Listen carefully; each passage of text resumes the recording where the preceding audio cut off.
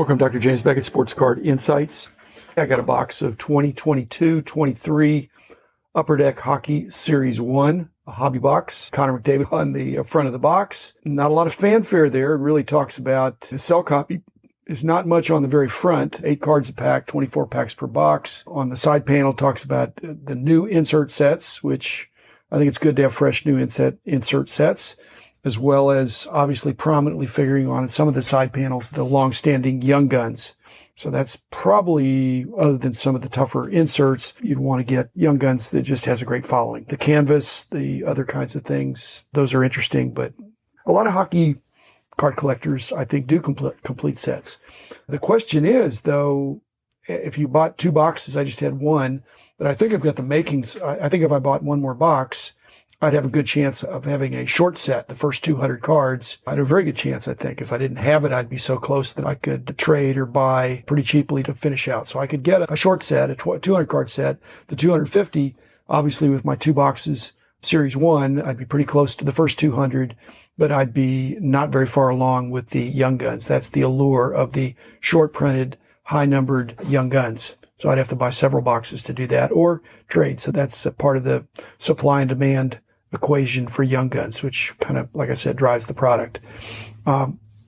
First, thanks sponsors. Thanks Upper Deck for sure, but also Topps and Panini. I really enjoy sampling some of the products and sharing what my learning experience is and the fun I've had. But thanks also Heritage Auctions, Huggins & Scott Auctions, Mike Stadium Sports Cards, Burbank Sports Cards, ComC.com, and Beckett Media, Beckett Grading, Beckett Authentication. Anyway, so I'm going through this box, and I'm realizing what are the determinants of why I would buy one product over another if I were buying. Or it's not just whether I would buy it, but what would I enjoy? I realized I strongly believe there's an understanding of the history of the hobby that's helpful, as well as an understanding of the sport. So again, this ought to be a game of skill, not of luck. You can buy any box and you might get a big hit, and better chances go for the higher priced products. So you're looking at various products and you're deciding which ones to buy.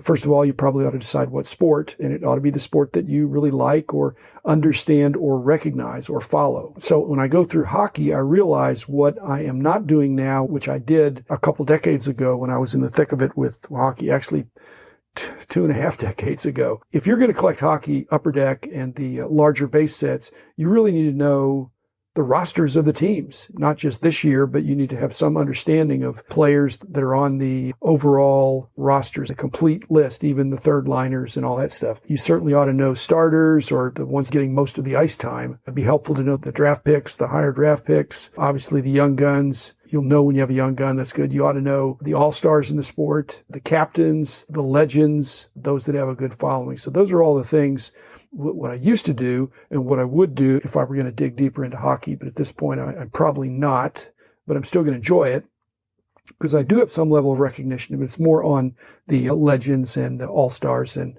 players like that. So what should I do? Actually, here's my sports card insight.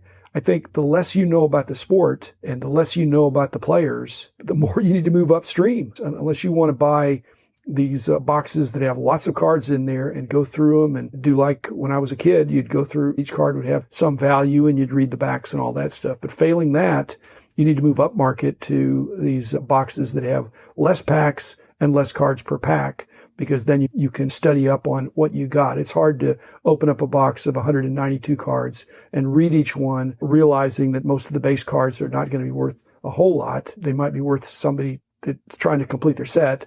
But like I said, low numbers, the non-Young Guns, not great demand there. In fact, I'm wondering how easy it is even to sell a short set, a 200 card set. Those would be much easier to put together than a 250 card set. And again, you could deal with the inserts.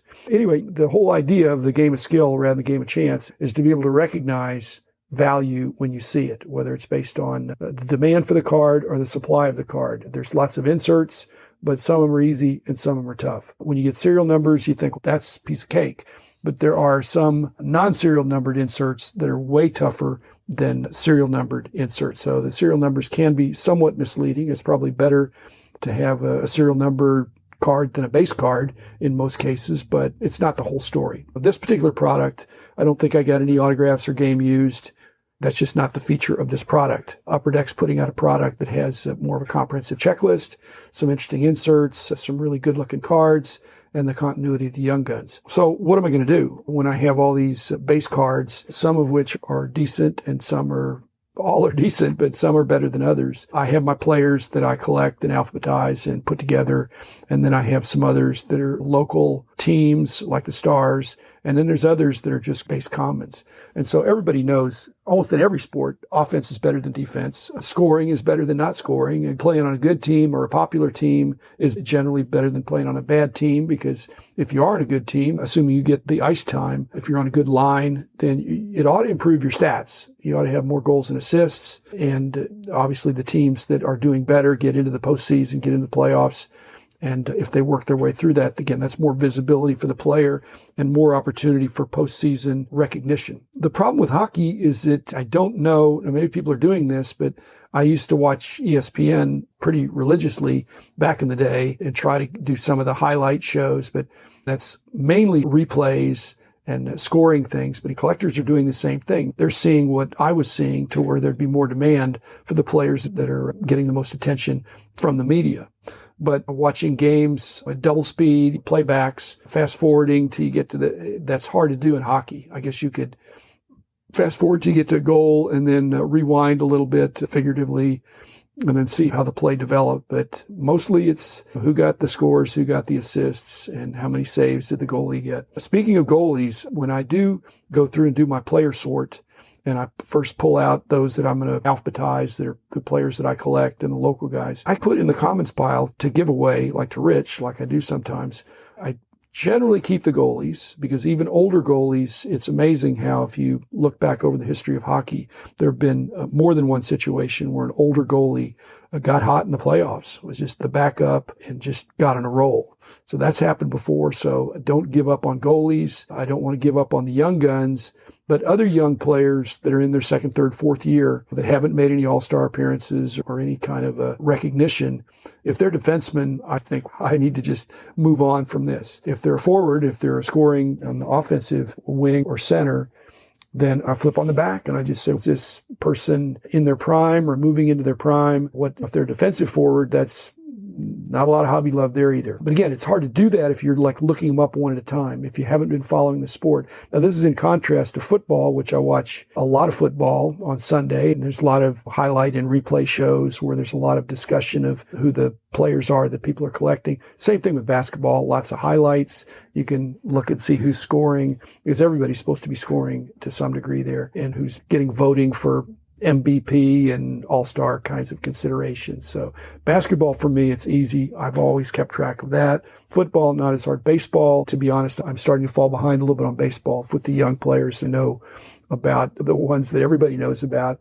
But I think in the game of skill of dealing with cards, you've got to know that second rank. That's why soccer is problematic. About Messi and the Ronaldo and the top guys, but the next group of guys that are really good and could emerge and could get to the next level, but haven't yet, but the soccer aficionados know, those you need to know if you're going to be, otherwise don't do soccer. Otherwise, again, you've just made it into a game of luck. I enjoyed opening the set. 24 packs. I'd rather have 8 packs of 24 cards than 24 packs of 8 cards, but there was something good in every pack. And I think the inserts were attractive. The population count insert, I got one of those, and I thought, that's cool. In fact, I got a Connor McDavid, so I guess that's really good. It is really good, and that'll go in my Connor McDavid group that I have. But the Dazzlers are cool.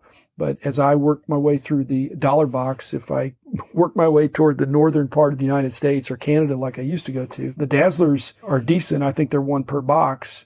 But the non-blue, the other colors of Dazzlers, which would not be serial numbered, would be really good. And so, again, my point is, when I'm going through the dollar box, I can't look them up. I've just got to know that if it's a Dazzler, if it's blue, that's more mundane.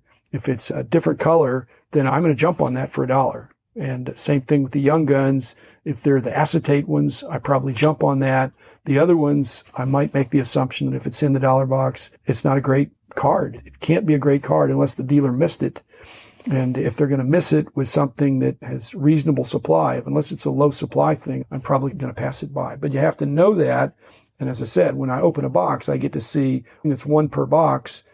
In general, 1 per box can be in a dollar box if it's when you open it up. But if they're not 1 per box, if they're less than 1 per box, that's generally something that I would pick up at a dollar box. You have to know that. You can't look it up.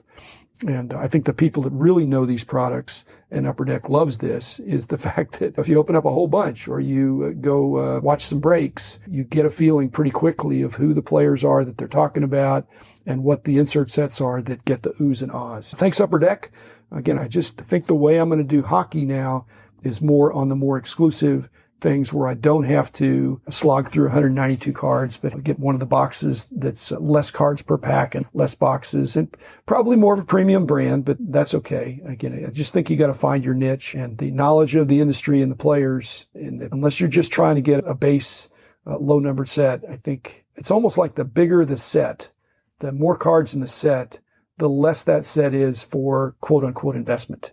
It's more a collector set. Whereas if you have a box, a product that nobody's worried about getting the set because it's mainly premium special cards in the pack, and the base cards just come along with it, and they're still nice looking cards, but it's mainly featured by the autographed or game used or hits that you get per box. That's a game you can play, and you can study up on that. So anyway, that's my point on that. Thanks, Upper Deck. Thanks, everybody else, and I'll be back again tomorrow with another episode. The man in the house of cards.